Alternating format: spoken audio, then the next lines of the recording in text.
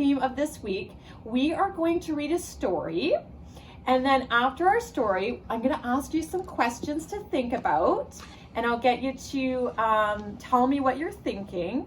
And then at the very end, I'm going to get you to do a drawing, okay? Okay, so here we go.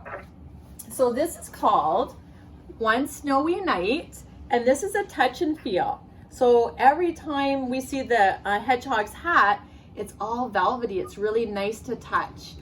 When I was a little girl, we had a touch and feel book my mom would read to me. And it was a little girl in a yellow raincoat, and her raincoat was always velvety soft too on each page. It was really cool. It was like my favorite story. So this is called One Snowy Night by Christina Butler and illustrated by Tina McNaughton. All right, so here we go. You guys see? Okay. The cold wind woke little Hedgehog from his deep winter sleep.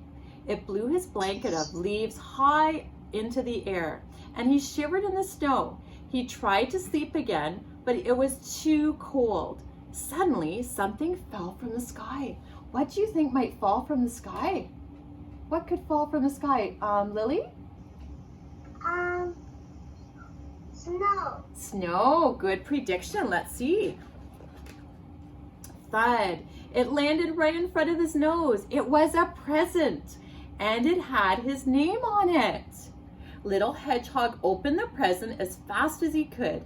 Inside was a red woolly hat, hedgehog size. So if you touch it, it's all velvety. He put it on at once. He pulled it to the back. He pulled it to the front. He pulled it to one side, and then he pulled it to the other. Hi, Paisley. But it didn't matter how he stretched it to fit. His prickles got in the way every time.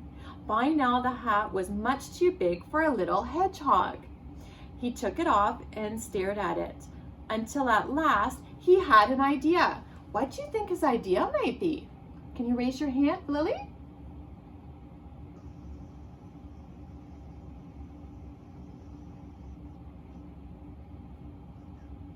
All right. I don't know. You're not sure? Anyone else? Anyone else with an idea? Okay. He gave the hat a shake and wrapped it up again. He ripped a piece off the label and wrote on the rest. Then he ran to Rabbit's house. Rabbit was out, so he left the present on his doorstep. So he decided to give his hat that didn't fit him to his friend. Wasn't that kind?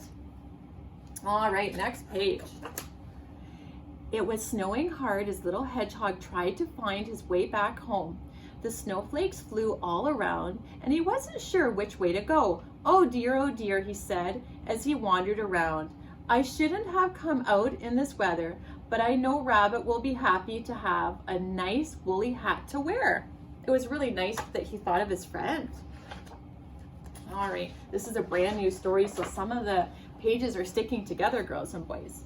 Too much snow, said Rabbit, rushing home. He saw the present lying on his doorstep. What's this? He squeaked with delight, ripping off the paper. A woolly hat for me, he cried. He put it on at once. He tried it with his ears inside and then with his ears outside. He pulled it this way and he pulled it that way, but it just didn't matter how he stretched it to fit. His ears got in the way every time. By now the hat was much bigger. It was much too big for a rabbit, so Rabbit wrapped up the hat and wrote on a corner of the label. Then he went to visit Badger. The cold weather made Badger very grumpy. Merry Christmas, Badger, shouted Rabbit. Who's there? Growled Badger. Merry Christmas, repeated Rabbit, giving him the present. A Christmas present? Asked Badger. For me? So he's pleasantly surprised.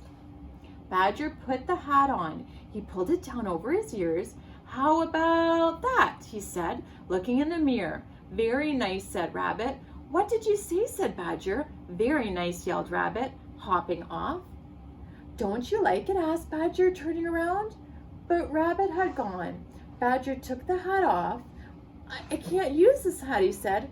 I can't hear a thing. Too bad. It's such a nice color. So because it covered his ears, he wasn't able to hear anything. So Badger wrapped up the present and he marched off to Fox's house. He didn't use a label. All right. Fox was going out exploring. Here you are, friend, said Badger merrily. A Christmas present just for you. Christmas, snapped Fox, puzzled. Yes, Christmas, called Badger. Time to be nice to everyone. And he trudged home. A hat, sneered Fox, opening the present. Why would I want a hat? Then he looked at the hat again. He made 2 holes in his ears and put it on. Satisfied, he went on his way. The white fields twinkled in the moonlight. Fox sniffled around and found a small trail. He followed it this way and that way until suddenly it stopped. There was something under the snow. What do you predict could be under the snow, girls and boys? What do you think? Can you put your hand up and tell me what you think might be under the snow, Lily? A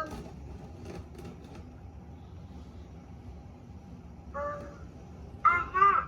A hat? Okay, let's see if you're correct. Fox dug and dug until he found a small hedgehog. It was cold and did not move. Poor little guy, said Fox. He put the hedgehog inside the red woolly hat and carried it to Rabbit's house. He found a baby hedgehog and he put the baby hedgehog inside the hat. Isn't that nice?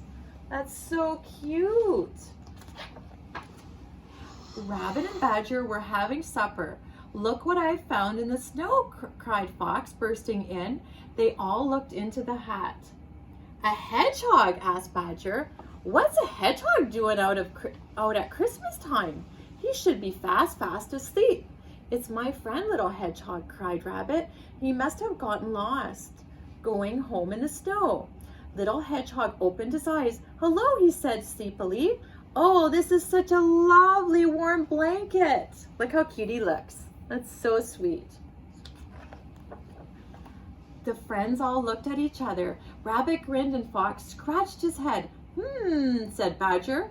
I think this woolly hat is just right for little hedgehog. Merry Christmas, little hedgehog. They all cheered, but little hedgehog fell fast asleep. Look at that. And that's the end of our story. That was called One Snowy Night. Do you know when my parents, they have a little poodle, like a poodle's a dog. And when Princess was a baby, just like the hedgehog, my mom, if she was going into a store, she would put the dog in her hat, her winter hat, just like the hedgehog, and she'd carry it like that, kind of like a blanket. It was so cute. All right, so girls and boys, I'm gonna ask you some questions. Are you ready? Okay. So in the snowy story, a hedgehog was given the red woolly hat as a gift, but unfortunately it didn't fit him and it didn't fit his friends. But in the end, it became the perfect gift for the baby hedgehog, right? Because it functioned as a blanket. So have you ever received something that you kindly gave to someone else that became their perfect gift? Have you ever given something that became someone's perfect gift? I want you to think about that for a minute. Okay, I'm going to show you an example, okay? So, I received this beautiful ornament from Riley, and it just made my heart shine. It was so beautiful. So this is something that Riley's family made and Riley made for Ms. Waddell to put on my Christmas tree. And it was so kind of the family, and it just made me feel wonderful because there was a beautiful message on the back and there was a really pretty card with it, and it was just so nice. So that made me feel wonderful. So is there a gift that you gave someone else that made them feel wonderful? Can you guys think of one? Is there anything a gift that you received from a friend that just made you feel wonderful? Eva, can you think of anything, honey? No? Okay. All right. So girls and boys, what I'd like you to do now, and I know you probably had a very long day and you've done really, really well listening to the snowy story. I would like you to, if you're not too tired, and if you're too tired, I understand, I'd like you to draw a picture of a gift that made you feel very special from a friend. If you could draw that on a piece of paper. All right, so girls and boys, Mrs. Waddell is going to say goodbye for now. I hope that you have a wonderful rest of your day, and I hope to see you in class on Monday. So bye everyone. Bye, thank you for joining. So nice to see you.